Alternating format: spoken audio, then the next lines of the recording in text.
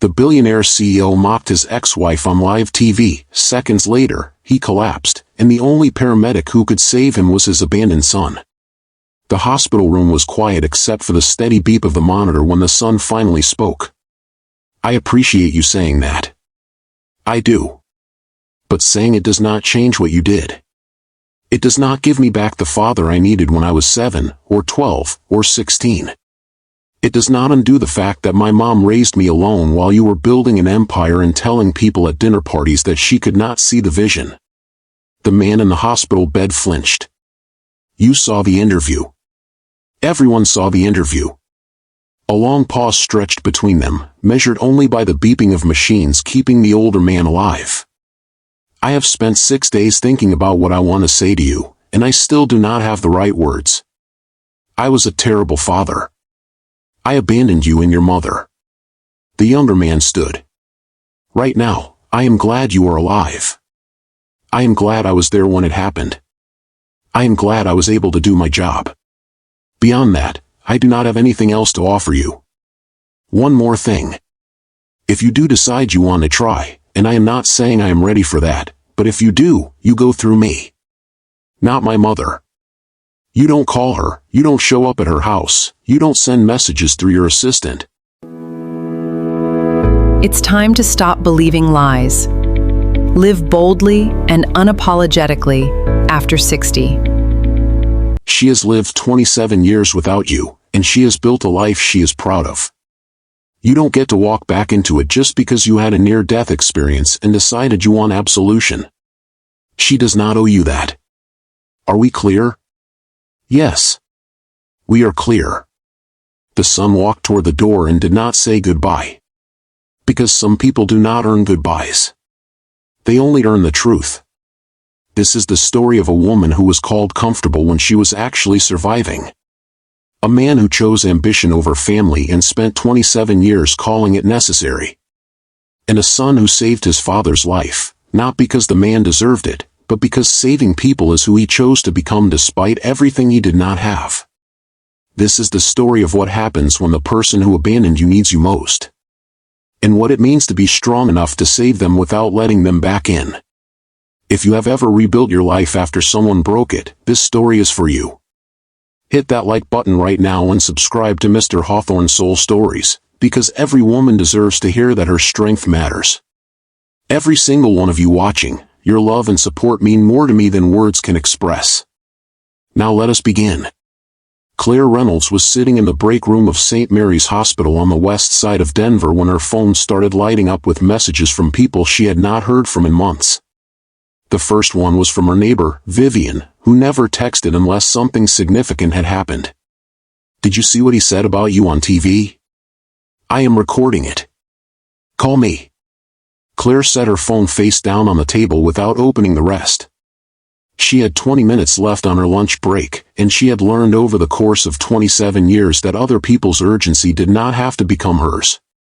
She finished her sandwich. Turkey and Swiss on wheat bread she had made that morning before her shift. She drank her coffee slowly, the way she did most things now. Unhurried. Deliberate. The way a woman does things when she has spent more than 2 decades learning exactly how much she can survive and keep standing. She had been a medical transcriptionist at St. Mary's for 9 years, working the day shift that let her be home when her son Ethan got back from his shifts at the fire station. Before that, she had worked nights at a different hospital, and before that, she had done medical billing from home on a computer she had bought used, teaching herself the software from YouTube videos while Ethan slept in a bassinet beside her desk. 27 years ago, she had been Claire Mitchell, married to a man who had just secured his second round of venture capital funding for a tech startup she had helped him name. They had sat at their kitchen table one night with a bottle of wine and a list of words that sounded like the future. He had chosen Meridian Solutions from her list, and kissed her, and told her she was the smartest person he knew. 3 months later, she was 4 months pregnant, and he was working 16-hour days in an office downtown. 6 months after that, she was sitting in a different kitchen, in a rental apartment in Aurora she could barely afford, with a 2-month-old son and divorce papers on the table that her husband's attorney had delivered via courier. Richard Mitchell had signed his name at the bottom in the same decisive hand he used to sign contracts. The papers had been clean. Generous, even, in the way money can look generous when it is offered instead of the actual presence of a person. Child support calculated to the letter of Colorado law, half the value of the modest house they had owned before he had leveraged it for capital, and a custody arrangement so sparse it could have been written by someone who had never met a child. Every other weekend, alternating holidays, no overnights until the child turned 2. Claire had signed hers in a pediatrician's office during Ethan's 2-month checkup, using the counter because she did not have anywhere else to set the papers down. The nurse had offered her a tissue when she had finished, though Claire had not been crying. She had just been holding very still, the way you hold still when something inside you is breaking and you are in a public place and cannot afford to let anyone see it happen. Richard had taken me every other weekend visits for approximately 7 months. Then it became every other visit. Then once a month. Then a phone call on Ethan's birthday with a present delivered by courier. Something age-appropriate and expensive and chosen by someone on his assistant staff who had been tasked with finding gifts for a child they had never met. By the time Ethan was 4, the phone calls had stopped too. The child support payments continued, automated and precise, deposited on the first of every month like clockwork. But the man himself had simply faded out of their lives, the way morning fog fades when the sun finally decides to burn it off. Claire had grieved that for approximately 18 months. Then she had stopped needing to. And once she stopped needing to grieve it, wanting him to come back got a lot quieter. She went back to her desk after lunch and did not check her phone until her shift ended at 4 o'clock. By then, she had 43 messages from 12 different people and a voicemail from Ethan that just said, "Mom, call me when you can. Don't watch anything until we talk." She called him from her car in the hospital parking lot, and he picked up on the first ring. "Did you see it?" he asked. "I have not watched anything." "What happened?" Ethan was quiet for a moment, and she could hear the particular quality of silence that meant he was deciding how to say something he did not want to say. He was 27 now, a firefighter-paramedic with Denver Fire Department, Station 12, and he had learned over the years the same thing she had. That some truths only land right when you say them plainly, without cushioning. He was on Market Watch Live this morning. That business show that interviews CEOs. They were talking about Meridian's IPO, and the host asked him something about work-life balance and whether he had any regrets about the choices he made building the company. And he said. Ethan stopped. "Just tell me," Claire said. He said he did not believe in regrets. That every choice he had made had been necessary, including walking away from a marriage that would have kept him small. He said, and I am quoting here, "I was married once to a woman who wanted me to stay a middle manager with a modest life.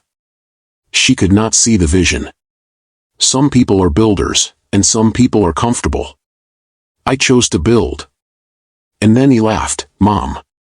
Like it was a funny story he had been telling at dinner parties for years. Claire sat with that for a moment, her hands still on the steering wheel, the engine off. Around her, the parking lot was full of people coming and going.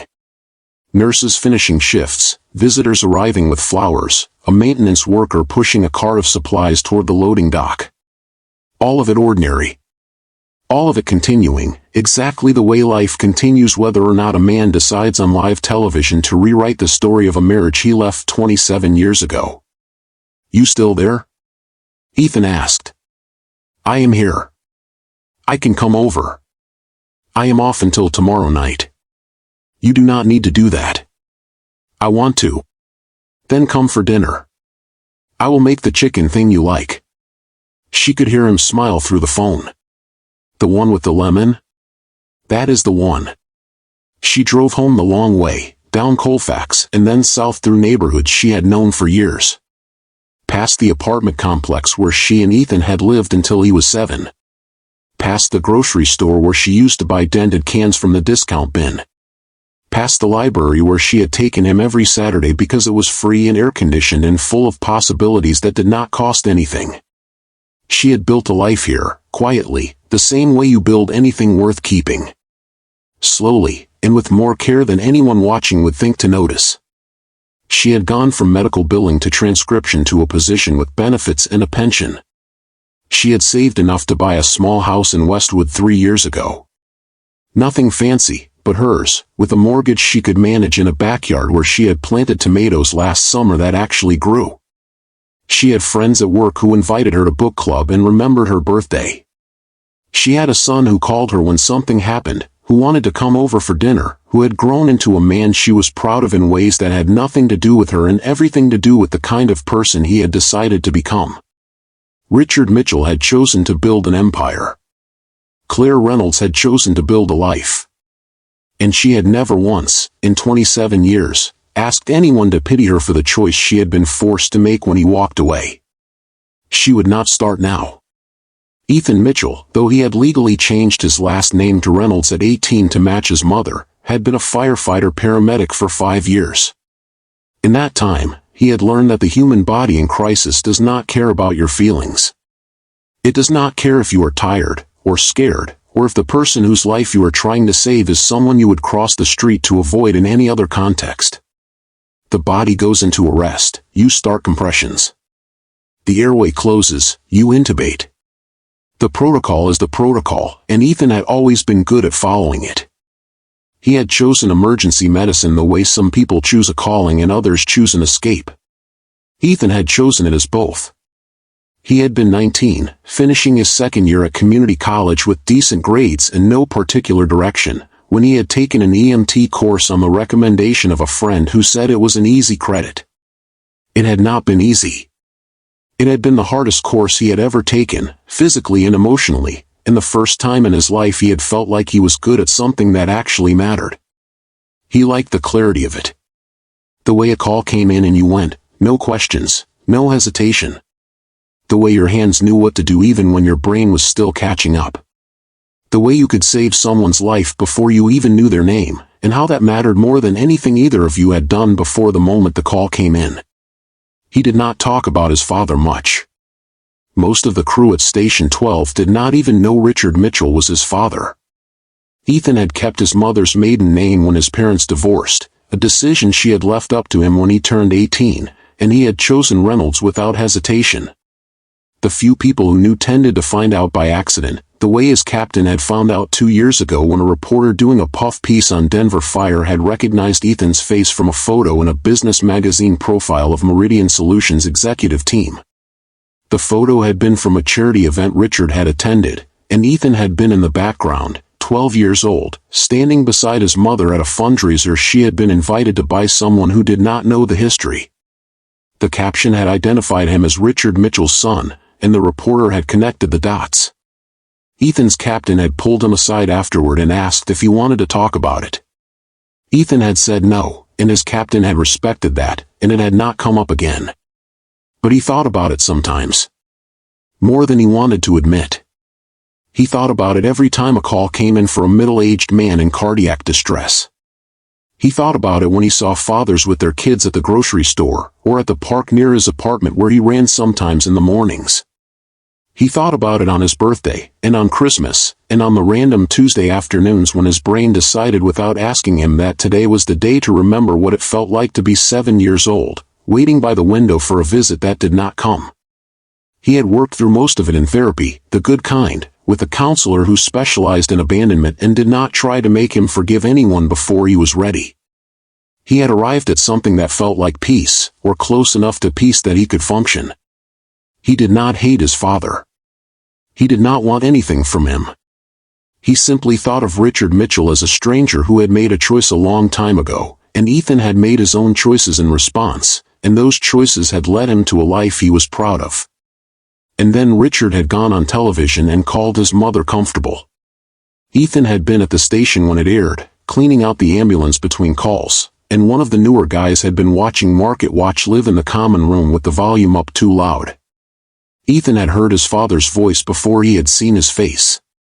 That particular cadence Richard used in interviews, smooth and certain, the voice of a man who had never been interrupted mid-sentence by doubt.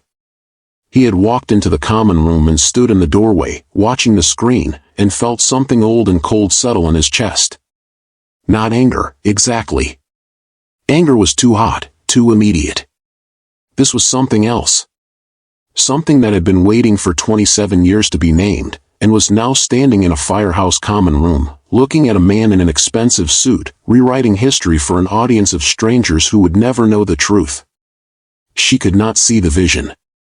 Some people are builders, and some people are comfortable.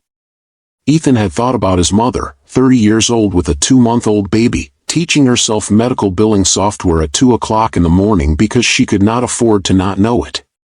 He thought about the years she had worked 2 jobs so he could stay in the same school district when they had to move apartments. He thought about every birthday cake she had made from scratch, every school event she had attended, every fever she had sat up through, every fear she had swallowed so he would not have to carry it. If that was comfortable, Ethan thought, then his father had spent 27 years not understanding the meaning of the word.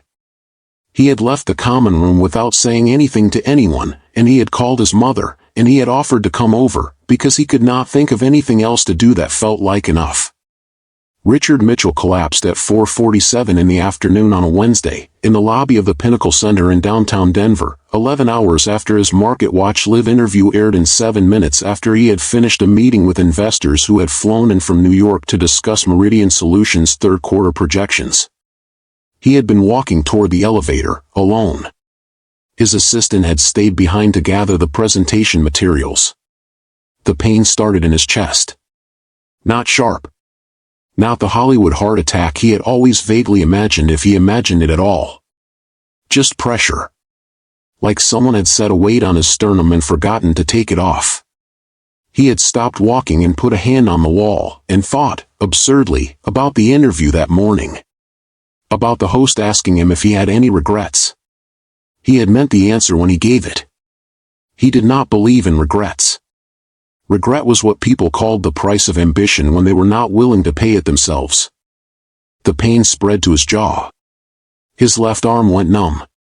And Richard Mitchell, who had built a company worth $1.2 billion and employed over 3,000 people across 4 states, sat down on the marble floor of the Pinnacle Center lobby and understood with perfect clarity that he was having a heart attack, and that he was alone. Someone shouted for help. A security guard ran over. Richard tried to say something. He was not sure what, his mouth was not cooperating. And then the lobby tilted sideways and went dark. The 911 call came into Denver Fire Dispatch at 4:49 in the afternoon. Cardiac arrest, Pinnacle Center, downtown. Station 12 was the closest unit. Ethan and his partner, a veteran paramedic named Rachel Bennett, were in the ambulance and en route within 90 seconds. They did not know who the patient was. The dispatcher had not given a name, just an age. Late 50s. And a location. Rachel drove, and Ethan ran through the protocol in his head the way he always did. Airway, breathing, circulation. Assess, stabilize, transport. It was a 6-minute drive in traffic. They made it in 4. The lobby was crowded when they arrived, people standing in a loose circle around a man on the floor. Someone had started CPR. One of the security guards, from the look of it, doing decent compressions but tiring fast. Ethan grabbed the med bag and the AED and moved through the crowd without looking at faces, focused on the man on the ground. He was halfway through his first assessment. Airway open, no breathing, no pulse. Before he looked at the man's face and recognized him. For a moment, everything stopped. Not literally. His hands kept moving, muscle memory taking over where conscious thought had stalled. But inside, in the part of himself he kept carefully controlled on every call, something went very still. Richard Mitchell. Unresponsive. Pulseless. Cyanotic. You know him? Rachel asked, glancing at Ethan as she prepped the AED. He is my father, Ethan said. Rachel's hands did not stop moving. Can you work this? Ethan had been trained for this question. Every paramedic was. Can you maintain objectivity? Can you follow protocol? Can you separate the personal from the professional long enough to do your job? Yes, he said. And he could. That was the strange part. He could, and he did. He took over compressions from the exhausted security guard, and he counted them out the way he had counted them 100 times before, and when the AED advised a shock, he cleared the patient and delivered it, and when it did not restore a rhythm, he started compressions again while Rachel got the 4-line. Richard's face was gray. His expensive suit was rumpled, the tie loosened by someone trying to help. Ethan looked at him and felt nothing and everything at once. A strange doubling, where the part of him that was a paramedic saw only a patient in critical condition, and the part of him that was a son saw the man who had sent birthday presents via courier and had not called in 27 years. "Rhythm check," Rachel said. Ethan stopped compressions. The monitor showed a faint, disorganized rhythm. Not enough to sustain life, but enough to mean the heart was trying. "Let us move," Rachel said. "We need to get him to university." They loaded Richard onto the gurney and into the ambulance, and Ethan climbed in beside him, and for the next 12 minutes, he did exactly what he had been trained to do. It's time to stop believing lies. Live boldly and unapologetically after 60. He monitored vitals. He administered medications. He kept Richard Mitchell alive, one compression and one breath at a time, all the way to the emergency bay at University Hospital. The ER team took over the moment they arrived, swarming the gurney with the practiced efficiency of people who did this every day. Ethan gave his report to the attending. Clean, factual, every detail exactly where it needed to be. And then he stepped back and let them take over. Rachel touched his shoulder. "You did good. He is not stable yet. He is alive. That is because of you." Ethan nodded, but he did not feel it. Not the way he usually felt it at the end of a successful call. He felt hollowed out. Like he had spent something he had not known he was carrying, and now there was just a space where it used to be. "I need to call my mother," he said. Claire was putting the chicken in the oven when Ethan called the second time that day. She almost did not answer. Her hands were covered in olive oil and lemon zest. But something about the timing made her rinse them quickly and pick up. "What is wrong?" she said, because a mother knows when a second call in 3 hours means something has shifted. "I need to tell you something, and I need you to just listen until I am finished, okay?" Claire sat down at the kitchen table, still holding the dish towel. "I am listening. I just brought someone into University Hospital. Cardiac arrest, downtown. We got him back, but he is critical. Mom, it was Richard." The name landed in the quiet kitchen like a stone dropped in still water. Claire watched the ripples of it move through her. Surprise, then something colder, then a strange, distant curiosity about what she was supposed to feel and what she actually felt, and whether those were the same thing. "Is he going to live?" she asked. "I do not know. They are working on him now. He was in V-fib when we got there. I did compressions for." Ethan's voice caught. "I saved his life, Mom. Or I tried to. I do not know yet if it worked." "Where are you now?" "Still at university. I am off duty, but I needed to make sure he was stable before I left. They are saying the next few hours are critical." Claire looked at the oven, where the chicken was beginning to fill the kitchen with the smell of lemon and rosemary. She thought about the interview that morning, about Richard's voice saying some people are builders, and some people are comfortable, and she thought about her son, 27 years old, doing chest compressions on the man who had abandoned him, trying to restart a heart that had stopped beating. "Do you want me to come there?" she asked. "No. I am going to stay for a bit, then I will come to you. Is that still okay?" "Ethan, it is always okay." After they hung up, Claire sat at the kitchen table for a long time without moving. She thought about Richard, 27 years ago, signing divorce papers without asking if there was any version of their marriage worth saving. She thought about the child support payments that had continued without fail, as though money could substitute for presents. She thought about every birthday Ethan had waited for a call that did not come, and every school event where the seat beside her had stayed empty, and the careful way her son had learned not to ask about his father after a certain age, because asking hurt more than not knowing. And she thought, with a clarity that surprised her, that she did not want Richard to die. Not because she had forgiven him. Not because the years had softened her memory of what it felt like to be abandoned with a 2-month-old baby and a stack of medical bills from a complicated delivery. But because Ethan had tried to save him, and Ethan deserved for that effort to mean something. Her son deserved to live in a world where his skill and his compassion and his professionalism mattered, even when the patient was the man who had walked away from him. She wanted Richard to live so Ethan could know he had done everything right. Everything a good paramedic should do. Everything a good man would do, even when the person on the gurney did not deserve it. That was the only reason. And it was enough. She got up and turned the oven down to keep the chicken warm, and she set the table for two, and she waited for her son to come home the way she had waited for him 1,000 times before. Ready to listen, ready to hold whatever he needed her to hold, ready to be exactly the kind of steady he had always been able to count on. Richard Mitchell woke up 36 hours after his heart stopped, in a private room at University Hospital with tubes in his arm and a monitor beeping steadily beside the bed. The first thing he saw was the ceiling. The second thing was a nurse. Young, efficient, making a note on a tablet. "Welcome back, Mr. Mitchell," she said. "Try not to move too much. You have been through a lot." His throat was raw.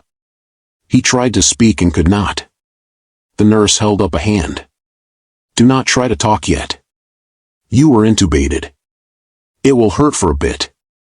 She pressed a button on the side of the bed. "Doctor will be in shortly.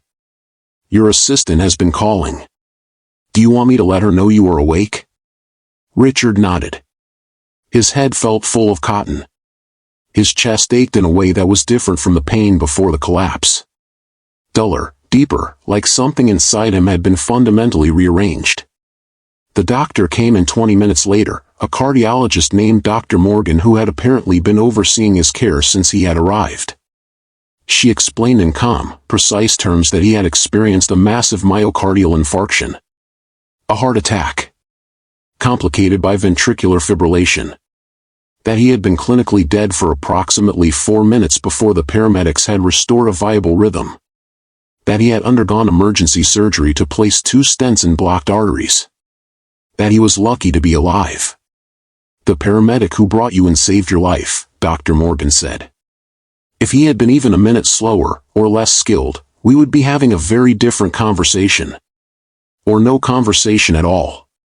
Can I thank him?" Richard managed, his voice barely a whisper. Dr. Morgan hesitated. "He is not on duty today. I can pass along a message if you would like." Richard nodded. "Please." What he did not know, because no one had told him yet, was that the paramedic's name was Ethan Reynolds. That Ethan had listed his relationship to the patient as son on the intake paperwork.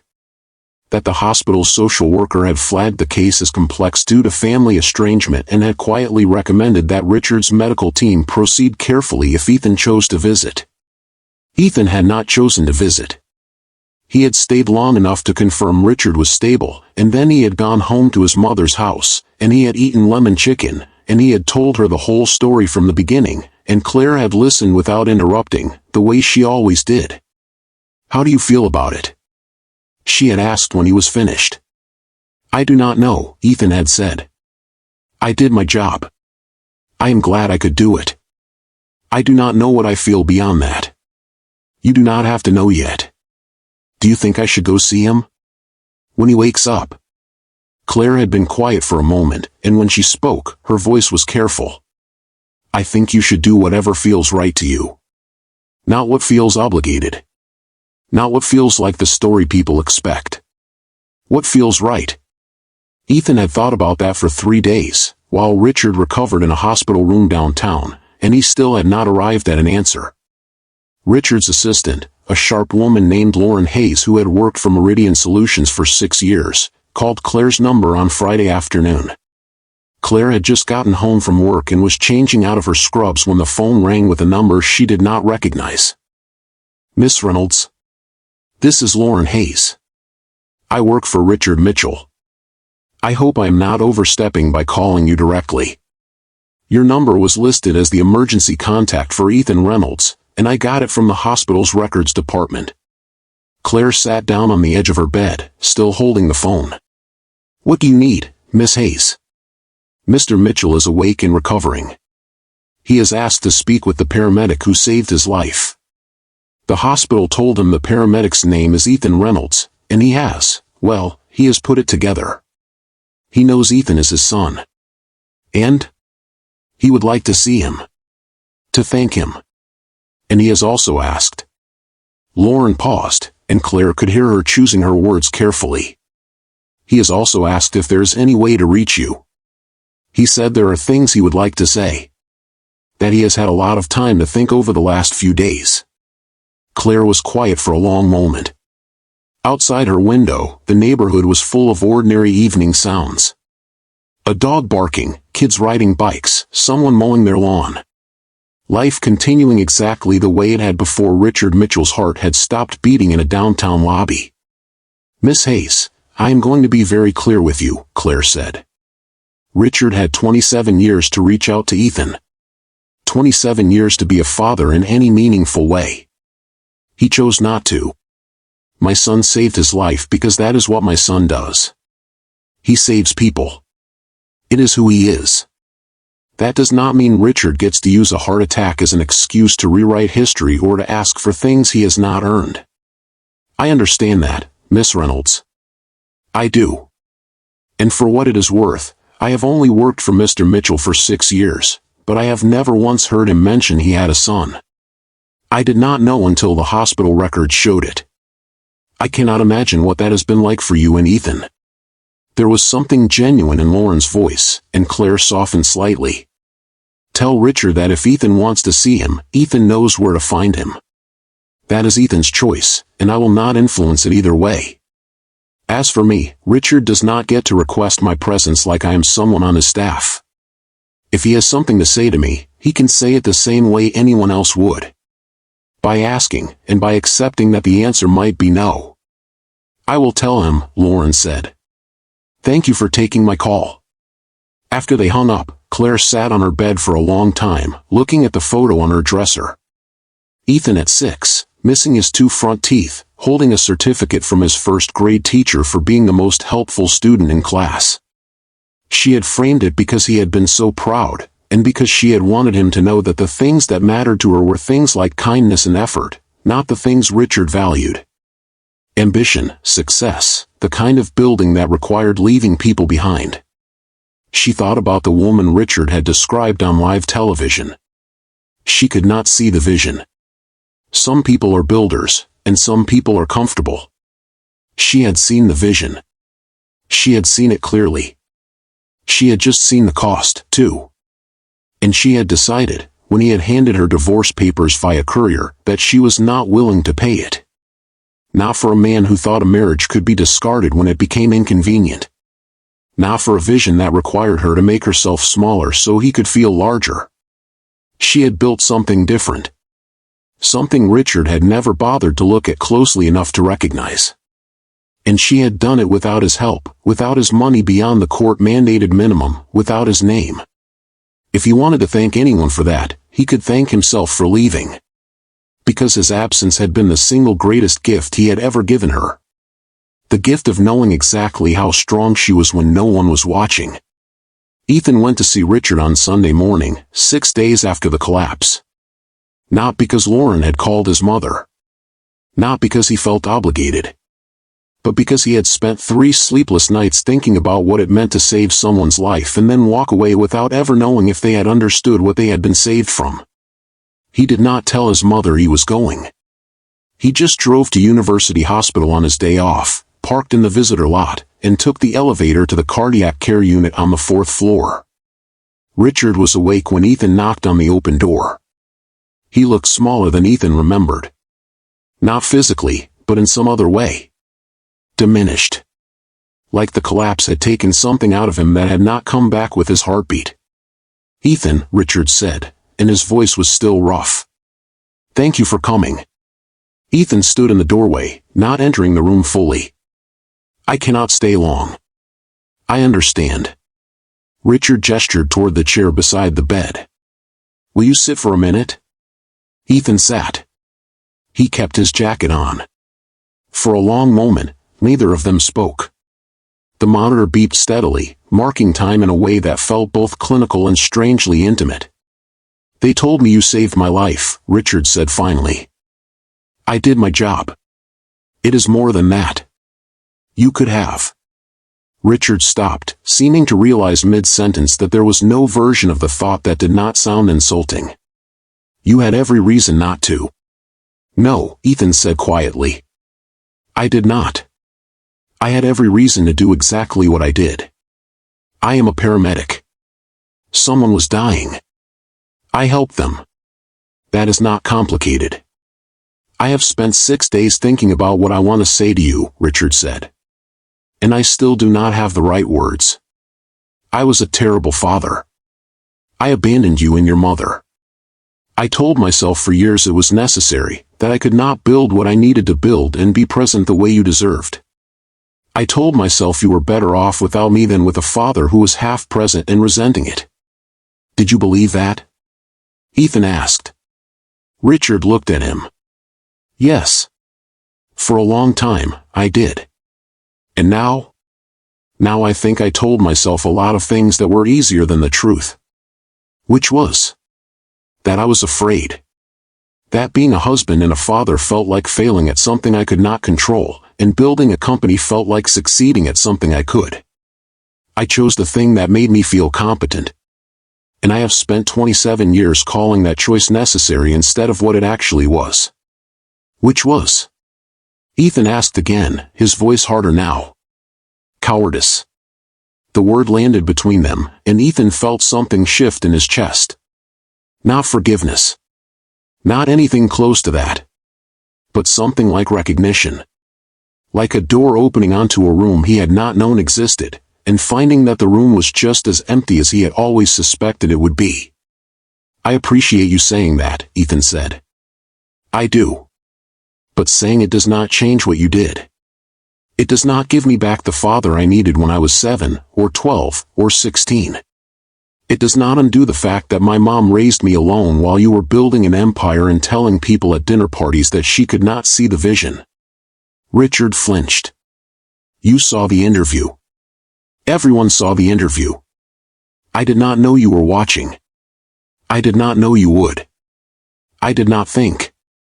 "That is the problem, Richard. You did not think about us then, and you are only thinking about us now because your heart stopped and I am the one who started it again. That is not a foundation. That is just convenient timing." Richard was quiet for a long time. When he spoke again, his voice was quieter. "What can I do to make this right?" "Nothing," Ethan said. "You cannot make this right. You can live your life differently going forward. You can stop telling people my mother was the problem. You can acknowledge to yourself and anyone who asks that you made a choice that hurt people and that those people survived without you. But you cannot make it right. That is not how time works. Can I try to be in your life now? Even a little?" Ethan stood up. "I do not know. I need to think about what that would even look like, and whether it is something I want. Right now, I am glad you are alive. I am glad I was there when it happened. I am glad I was able to do my job. Beyond that, I do not have anything else to offer you." He walked to the door and then stopped, turning back. "One more thing," Ethan said. "If you do decide you want to try, and I am not saying I am ready for that, but if you do, you go through me. Not my mother. You do not call her, you do not show up at her house, you do not send messages through your assistant. She has lived 27 years without you, and she has built a life she is proud of. You do not get to walk back into it just because you had a near-death experience and decided you want absolution. She does not owe you that. Are we clear?" "Yes," Richard said. "We are clear." Ethan left without saying goodbye.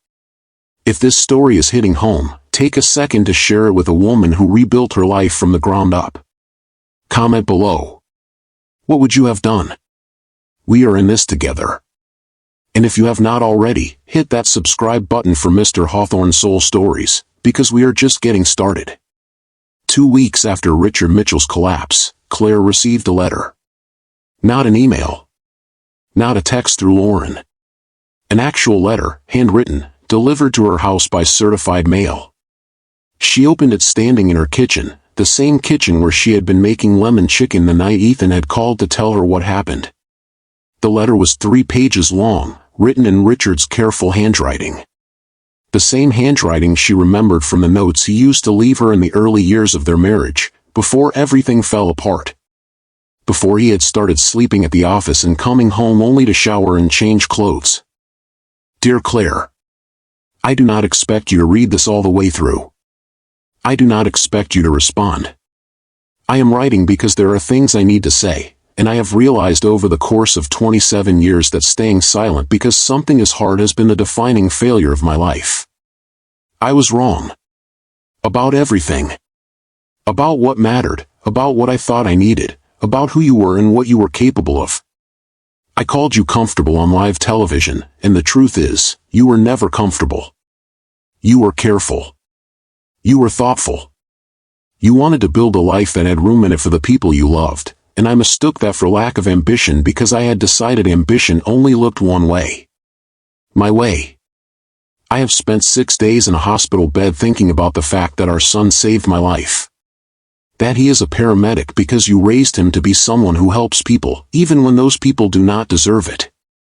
That every good thing about him came from you, because I was not there to contribute anything. I am not writing to ask for forgiveness. I do not think I have earned it. I am writing to tell you that I was wrong, and that you were right, and that the life you built without me is more impressive than anything I built with venture capital and a 100-hour work week. I am also writing to tell you that I have instructed my attorney to set up a trust for Ethan, separate from the child support I have paid over the years. It is substantial. He can access it when he is ready. I am not doing this to buy my way back into his life, or yours. I am doing it because it is 27 years too late, and it is the only material thing I have to offer that might actually be useful. If you never want to hear from me again, I will understand. If Ethan does not want a relationship, I will understand that too. But I needed you to know that I see you now. I see what you did. I see what I did not do. And I am sorry, Claire. For all of it. Richard. Claire read the letter twice, standing at her kitchen counter, and then she folded it carefully and put it in a drawer she rarely opened. She did not cry. She did not feel the surge of vindication she might have expected. She just felt tired, in the same way she had felt tired carrying burdens that had never been hers to carry in the first place. She thought about calling Richard. She thought about writing back. And then she decided against both, because what he had written was true and sufficient, and did not require a response from her to be complete. He saw her now. That was something. But seeing her did not entitle him to her time, or her energy, or her willingness to make space for him in a life she had built without him. She made herself a cup of tea and sat in her backyard, where the tomatoes were starting to come in again for the season, and she thought about how strange it was that a man could spend 27 years not knowing the shape of his own failure, and then almost die, and suddenly see it clearly. She was glad he saw it. But she was not responsible for what he did with the seeing. That was his work now. Not hers. 3 months after the collapse, Richard was released from cardiac rehabilitation with a clean bill of health and strict instructions about diet, exercise, and stress management. He had stepped back from day-to-day operations at Meridian Solutions, handing the CEO role to his COO and taking the title of chairman. Still involved, but at a distance that allowed him to focus on recovery. He had called Ethan twice in those 3 months. The first time to let him know about the trust. The second time to ask if Ethan would be willing to meet for coffee. Ethan had said yes to the first call and no to the second. Not because he was punishing Richard, but because he genuinely was not ready. He had told his mother about both calls, and Claire had listened, and had not offered advice either way. "It is your choice, honey," she had said. "Whatever you decide, I support it." Richard had not called Claire. He had respected the boundary Ethan had set, and Claire was grateful for that. She did not want his apologies. She did not want his explanations. She wanted exactly what she had. A life that belonged to her, built on terms she had chosen. She was sitting in that backyard on a Saturday afternoon in late summer when Vivian from next door leaned over the fence and said, "Did you see the news?" "What news?" "Richard Mitchell gave an interview. It is all over the business channels." Claire felt something tighten in her chest. "What did he say?" "You should watch it yourself. I recorded it if you want to come over." Claire followed Vivian inside and sat on her couch while Vivian pulled up the interview on her DVR. It was the same show. Market Watch Live. With the same host who had interviewed Richard 3 months earlier. The host opened with a reference to the previous interview, and to Richard's very public health crisis, and then asked him the same question he had asked before. "Do you have any regrets?" Richard's face on the screen was different than it had been 3 months ago. Thinner. More careful. He took a long moment before he answered. "I said in my last interview that I did not believe in regrets," Richard said slowly. "I want to correct that. I have one significant regret, and it has taken me almost dying to name it clearly. I regret the way I spoke about my ex-wife. I regret leaving my son when he was an infant. I regret building a company at the expense of a family, and then telling myself for 27 years that it was a necessary sacrifice. It was not necessary. It was a choice I made because I was afraid of failing at something I could not control. And the cost of that choice was carried almost entirely by 2 people who did not deserve it." The host looked genuinely surprised. "That is a significant admission." "It is the truth," Richard said. "My ex-wife raised our son alone while I was building Meridian. She worked multiple jobs. She put herself through hell to give him stability. And I was not there. I did not help. I sent checks and told myself that was enough. And then I went on television and called her comfortable, as though wanting a life that had room for the people you love is somehow a failure of vision. I was wrong. Completely wrong. And I am saying that now, publicly, because I said the other thing publicly, and I owe her at least that much." Claire watched the screen, and felt something in her chest loosen. Not forgiveness. But something close to closure. A public correction to a public lie. An acknowledgement, in front of the same audience, that the story he had told 3 months ago had been incomplete. It was not everything. But it was something. When the interview ended, Vivian turned off the TV and looked at Claire. "Are you okay?" "I am fine," Claire said. And she meant it. She went home and thought about calling Richard, and then decided against it. He had done what he needed to do. She did not need to reward it or acknowledge it. It was enough that he had said it. Enough that the record was corrected. She went back to her tomatoes, and her job, and her quiet, carefully built life, and she did not think about Richard Mitchell for the rest of the day. A year after the collapse, Ethan finally agreed to meet Richard for coffee.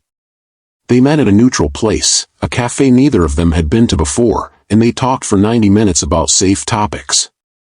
Ethan's work, Richard's health, the Broncos' disappointing season. It was not a reconciliation. It was a beginning of something that might, over time, become a relationship. Or might not. Ethan had not decided yet, and he had told Richard that clearly. "I am willing to see where this goes," Ethan had said.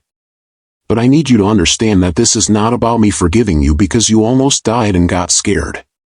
This is about me deciding whether there is a version of you now that I want to know. And I will not know that until I have spent more time with you." "I understand," Richard had said. "Whatever you are willing to give, I am grateful for." They met once a month after that. Sometimes more often, sometimes less. Richard never pushed. He showed up when Ethan asked him to, and he respected the boundaries Ethan set, and slowly, carefully, something that looked almost like a relationship began to form. Claire heard about it from Ethan, who told her everything, the same way he always had. She listened, and asked questions, and supported whatever choice he made. She never asked Ethan to carry a message to Richard. She never asked how Richard was doing. That part of her life was finished, and she felt no need to revisit it. Richard sent her a Christmas card that first year. A simple one, with a handwritten note inside that said only, "Thank you for raising the man who saved my life. I know that had nothing to do with me, and everything to do with you." Claire had read it once and put it in the drawer with his letter. She did not respond. But she kept it. 2 years after the collapse, Claire was promoted to supervisor of the transcription department at St. Mary's.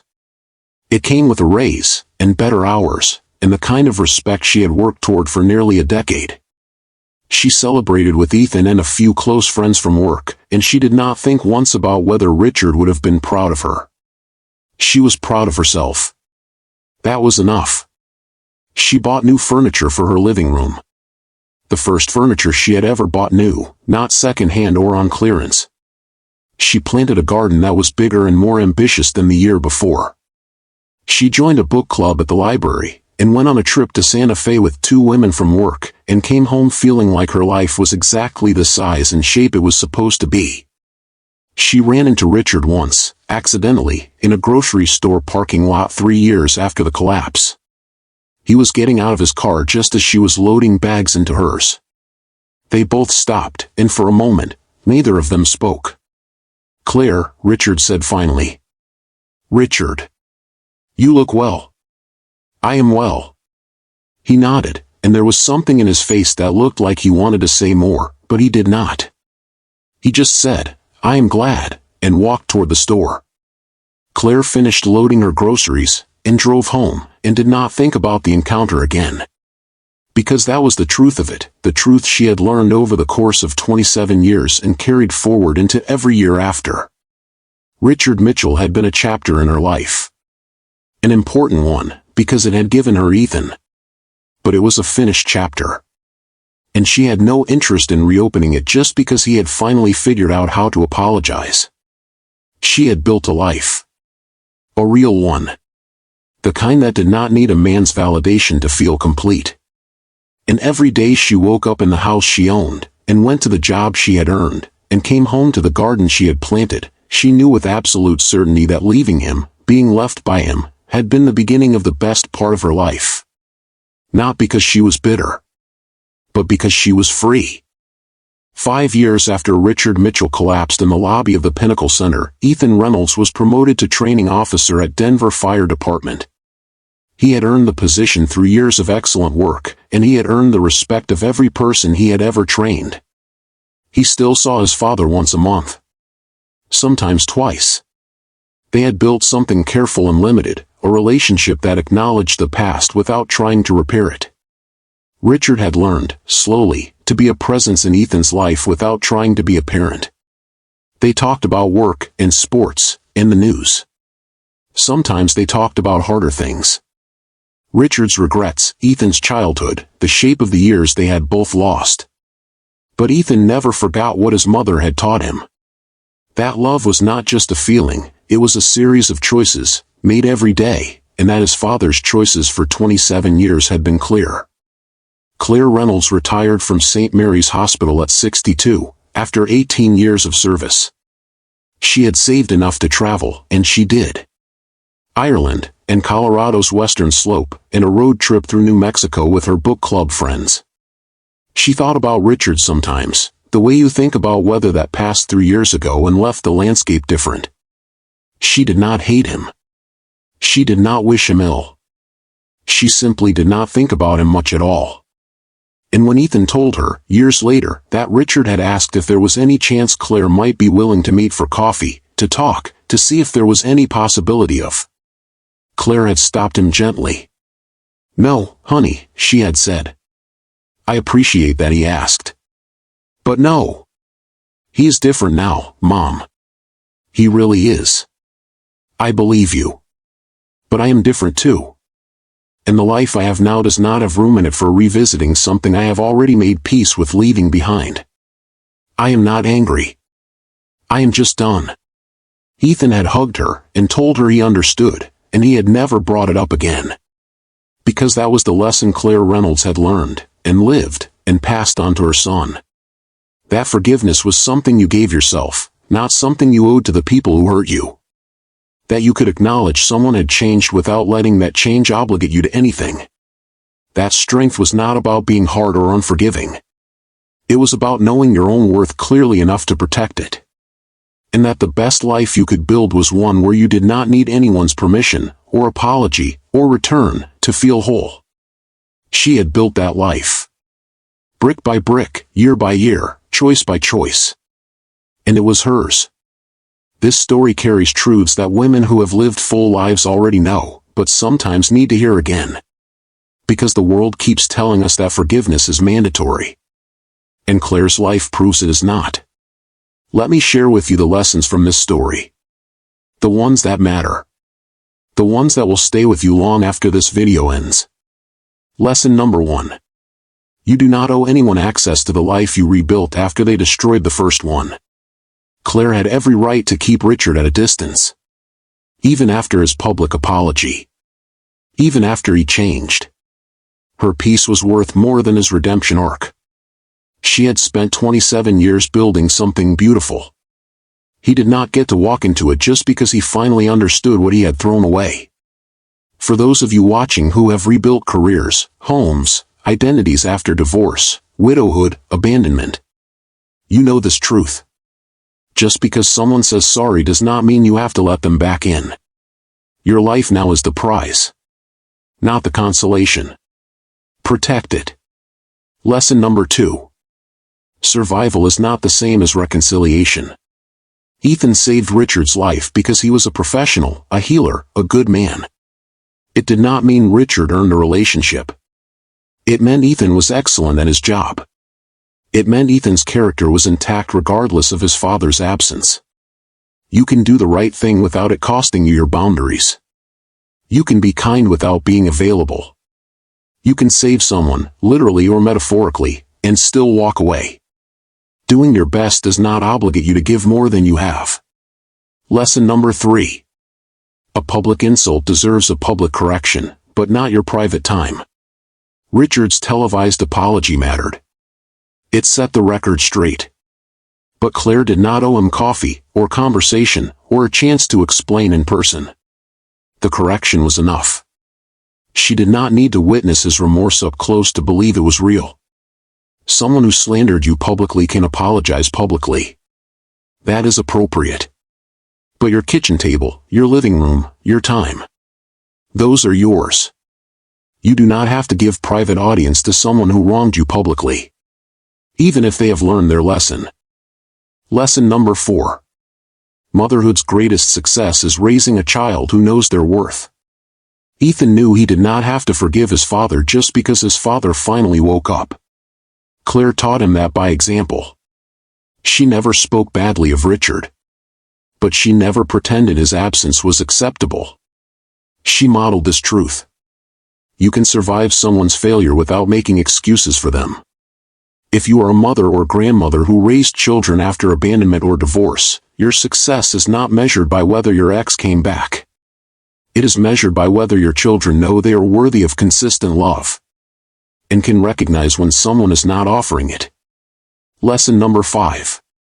Some doors are meant to stay closed. Not out of bitterness. Out of wisdom. Claire had moved on. Richard's growth was his to manage. It did not require her participation. Opening that door would not have made her life better. It would have complicated the peace she had built. You are not bitter for saying no to someone who hurt you. You are wise. You are protecting the life you have built. You are honoring the woman you became when you had to survive them. That woman deserves your loyalty more than they deserve your forgiveness. Lesson number 6. The life you build after loss is not a consolation prize. It is the main event. Claire's small house. Her garden. Her promotion. Her friendships. Her peace. That was not what she settled for. That was what she chose. And it was enough. More than enough. It was everything. Your life after divorce, widowhood, abandonment is not second best. It is the life you built with your own hands. The friendships you chose. The career you earned. The peace you fought for. The hobbies you developed. The woman you became. That is not the backup plan. That is the victory. And here is the final truth. The one that matters most. The best revenge is no revenge at all. It is a life so full they become irrelevant. Claire did not need Richard to suffer. She did not need him to understand. She did not even need him to apologize, though he did. She needed to build a life that did not have a Richard-shaped hole in it. And she did. Brick by brick. Year by year. Choice by choice. Until one day she woke up and realized he does not matter anymore. Not because she is bitter. Because she is free. To every woman watching this who has been called comfortable when she was actually surviving. To every woman who raised children alone while someone else got credit for success. To every woman who was abandoned and then blamed for not seeing the vision. This story is for you. You are not the problem. You never were. You were careful when someone else was reckless. You were present when someone else was absent. You were building a life when someone else was building a resume. And the life you built. The one with the tomato plants in the book club and the job you earned and the children who call you when something matters. That life is the whole point. Not the man who left. Not the apology that came too late. Not the reconciliation you did not choose. The life. Your life. The one you built when no one was watching. The one you are living right now. That is the victory. Do not let anyone convince you otherwise. If Claire's story moved you, if her strength reminds you of your own journey or a woman you love, honor that by sharing this video. Comment below with one word that describes the woman who rebuilt her life. Maybe it is you, maybe it is your mother, your sister, your friend. Let us celebrate the women who know their worth. It's time to stop believing lies. Live boldly and unapologetically after 60. And if you have not already, subscribe to Mr. Hawthorne's Soul Stories for more narratives that lift up the truth. You do not need anyone's permission to thrive. You do not need anyone's apology to be whole. You do not need anyone's return to be free. You just need to keep building. The way Claire did. The way so many of you have done. One choice at a time. One day at a time.